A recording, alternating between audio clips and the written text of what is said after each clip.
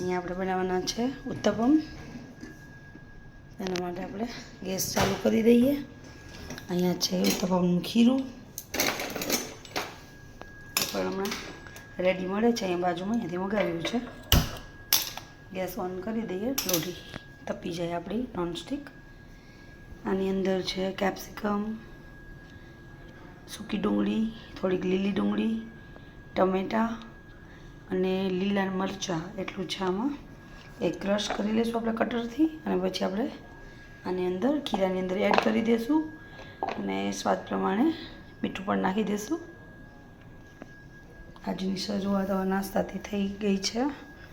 અડધું કેપ્સિકમ નાખ્યું છે, અડધું બાકી છે. આની અંદર છે ઓમ શાંતિનો ભોગ. અમારા અહીં બાજુમાં છે ઓમ શાંતિનું સેન્ટર. ત્યાં દીદી બહુ મસ્ત બધી મીઠાઈને એવું બધું ભોગમાં બનાવે છે. આ એ છે, કાલે ભોગ આવ્યો હતો ત્યાંથી ઓમ શાંતિમાંથી. આપણે આને ક્રશ કરી લઈએ, પછી આપણે ઉત્તપમમાં નાખીને ઉત્તપમ બનાવી લઈએ, પછી તમને દેખાડું. જોઈ શકો છો આપણે બધું કટ કરી દીધું છે કટરમાં. આને આપણે ખીરાની અંદર એડ કરી દઈશું ઉત્તપમને. આપણી લોઢી છે તપી ગઈ છે.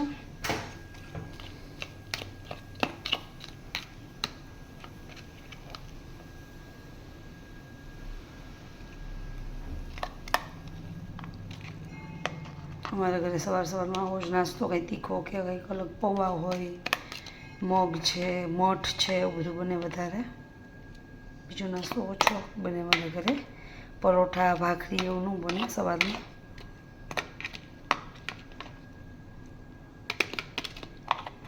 બધાની ચોઈસ છે, કોઈને શું ભાવતું હોય, કોઈને શું ભાવતું હોય.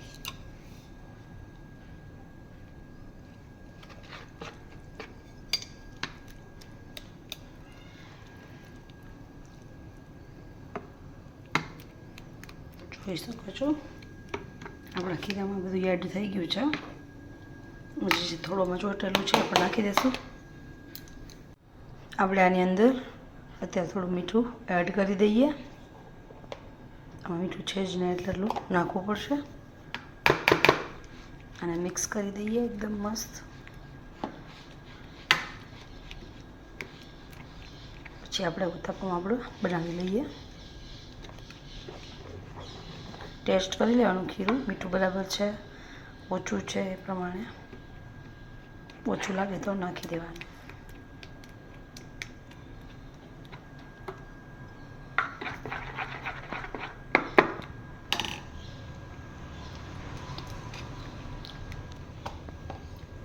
અને ટેસ્ટમાં તો બરાબર છે.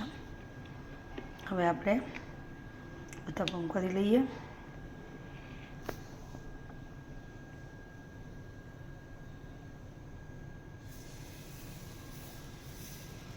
ઉત્તપમમાં બધા શાક આ બધું આપણે જે વેજીટેબલ્સ નાખેલું હોય એટલે થોડા જાડા જ રહે છે, પતલા બહુ ન થાય ઉત્તપમ. ઘણા એટલું ખીરું કરીને પછી ઉપરથી કોરું પણ નાખતા હોય, એમ સારા થાય. કોઈને એમ પસંદ હોય છે. અને આની અંદર બધું મિક્સ થઈ જાય એટલે એમ આપણે એમ થાય કે આ રીતે કરીએ તો પણ સારું લાગે.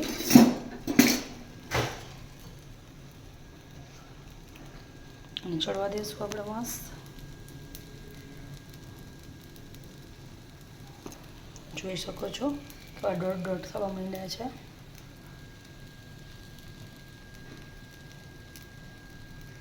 અને હેલ્ધી પણ છે અને સારું છે, આમાં કંઈ બીજું આવે નહીં. થોડું ઓઇલ પણ આપણે નાખી દઈશું ઉપરથી. થોડો ધીમો કરી નાખીએ ગેસ.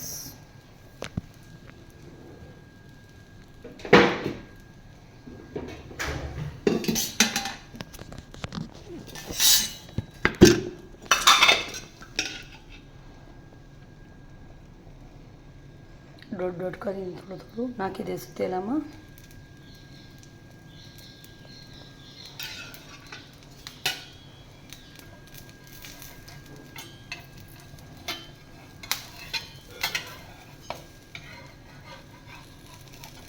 જોઈ શકો છો આપણું ઉત્તપમ એક સાઈડથી ચડી ગયું છે, એકદમ ક્રિસ્પી અને મસ્ત. અમારા વીરાબા ગયા છે સ્કૂલે, જીયાબા કામ કરે છે ઉપર,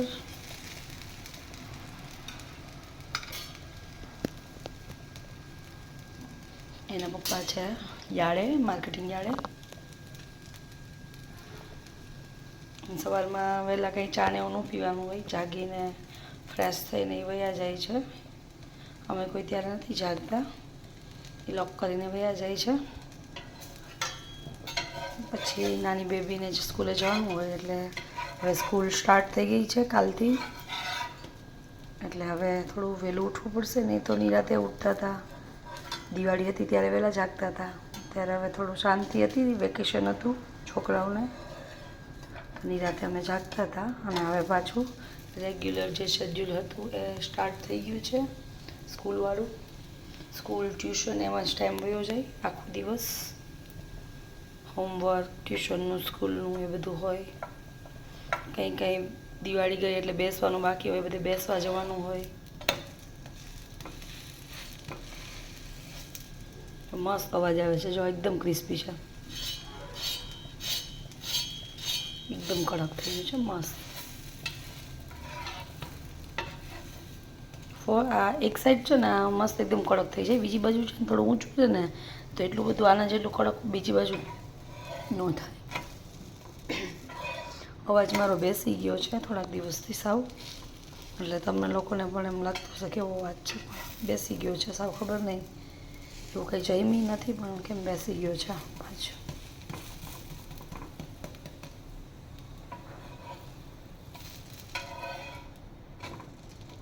જો આ સેટ છે ને આ રીતે કલર રહેશે, કેમ કે બધા જે વેજીટેબલ્સ હોય એની મોટા મોટા કટકા હોય ને એટલે એવું ઊંચો રહે એ ભાગ, એટલે એકદમ ચીપકે નહીં ને નીચે, એટલે જે સાઈડ આપણે કર્યું હોય ને એ સાઈડ સરસ ક્રિસ્પી થઈ જાય. જે નાખ્યું હોય એ બાજુનો પેલો ભાગ, અને પછી બીજો છે ને એટલો બધો નો ક્રિસ્પી બને. આપણે પ્લેટમાં કાઢી લઈએ.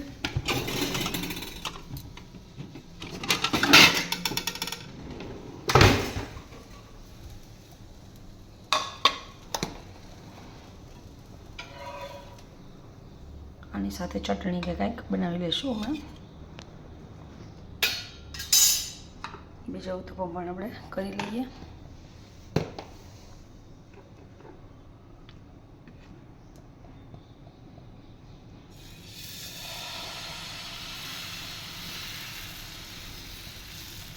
થોડું થોડું જ ફેલાવી શકીએ, કેમ કે પછી વેજીટેબલ્સ હોય એટલે બહુ ન ફેલાવી શકીએ, એટલે વચ્ચે વચ્ચે ખાડા થઈ જાય આમાં.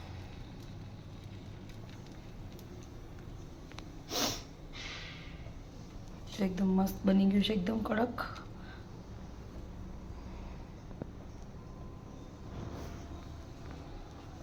ફાસ્ટ કરી દઈએ ફ્લેમને.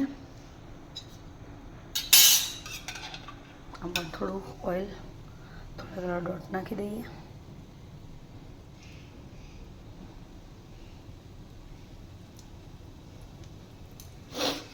આમાં ન નાખવું હોય તો પણ ચાલે, આમાં જરૂર ન હોય ઓઇલની, પણ આપણે થોડુંક નાખ્યું. આમાં છે આપણે ચણાના લોટના પુડલા બનાવી તો એમાં પણ જરૂર ન પડે ઓઇલની, ઢોસામાં પણ જરૂર ન પડે ઓઇલની. નોનસ્ટિક એટલે જ આપણે યુઝ કરીએ કે એમને એમ ઓઇલ વગર નીકળી જાય એમ.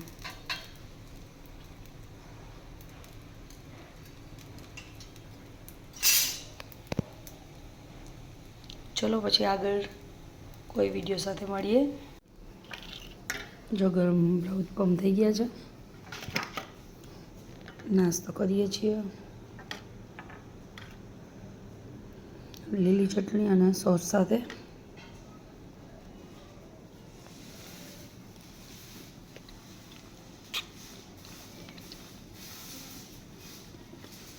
શીંગની મરચાંની કોથમરીની ચટણી છે.